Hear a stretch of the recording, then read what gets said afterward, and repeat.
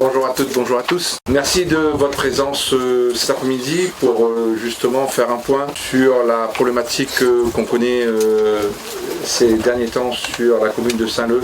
Je suis maire depuis le 3 septembre 2017 et dès lors de ma prise de fonction, j'ai pris le dossier en main.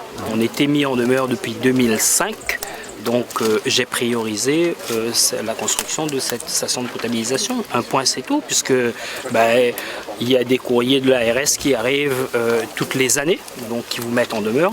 L'État, la préfecture, donc j'ai pris les rênes et j'ai dit ok, je vais construire cette station de potabilisation. Vous savez, c'est deux Richebourg-Cise qui doivent communiquer, c'est eux les délégataires services publics.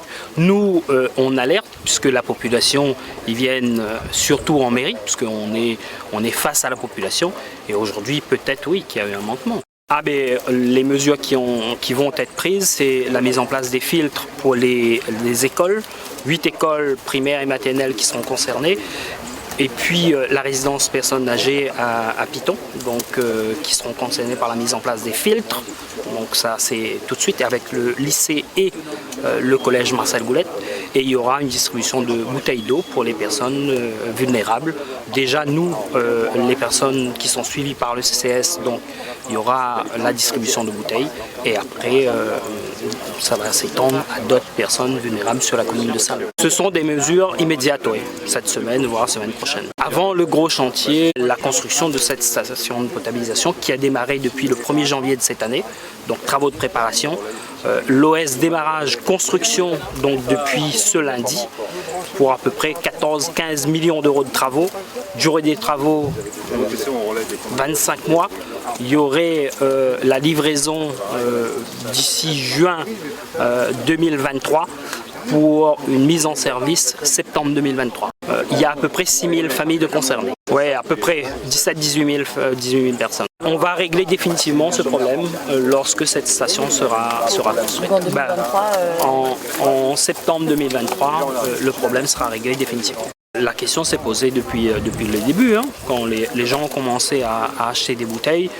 Nous-mêmes, la ville, on a posé cette question au TCO, à l'Interco, et au délégataire service public, qui prendra en charge l'achat des bouteilles. Mais ça date pas de un mois, mais ça date à chaque fois où il y a ce problème de bactéries dans les robinets. Tout le reste de la commune de Saint-Leu, il n'y a aucun problème puisque les eaux viennent soit de forage, soit d'un traitement d'eau qui est fait par usine. Aujourd'hui, on a mis en place un principe de précaution qui est de dire, sous recommandation de l'ARS, ce sont les personnes les plus fragiles qu'il faut protéger. Les personnes les plus fragiles sont les jeunes enfants et les personnes âgées. Donc on a mis en place de la distribution d'eau en bouteille pour ces populations sensibles, en attendant qu'on mette en place des outils collectifs complémentaires qui n'existent pas aujourd'hui. La qualification de personnes fragiles, elle a été réalisée en relation avec l'ARS, donc ce sont les écoles primaires, les crèches, et puis les maisons de retraite les EHPAD qui ont été alimentées. Des gens autrement en fait sont suffisamment